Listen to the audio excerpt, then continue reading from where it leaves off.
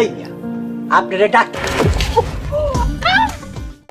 তাহলে কি ঘটতে যাচ্ছে সাহেব নামে গোলাম ধারাবাহিক নাটকটি পর্ব 8-এ কবে রিলিজ করা হবে সাহেব নামে গোলাম ধারাবাহিক নাটকের পর্ব 8? এবারও কি তাহলে সেই আগের বারে পর্ব 7-এর মতো দেরি হবে রিলিজ করতে? তো এই সকল তথ্য নিয়েই আজকে আমাদের এই ভিডিও। আমাদের এই ভিডিওটি পুরোপুরি দেখুন। আমরা ভিডিও শেষে জানিয়ে দেব সাহেব নামে গোলাম ধারাবাহিক নাটকটির পর্ব 8 আপনাদের মাঝে কবে কখন রিলিজ করা হবে। তো এই সকল তথ্য জানতে হলে আমাদের চ্যানেলটি বেশি বেশি সাবস্ক্রাইব করুন এবং আমাদের সাথেই থাকুন। তো ইতিমধ্যে আমাদের মাঝে সাহেব নামে গোলাম ধারাবাহিক নাটকটির পর্ব 7 রিলিজ করা হয়েছে।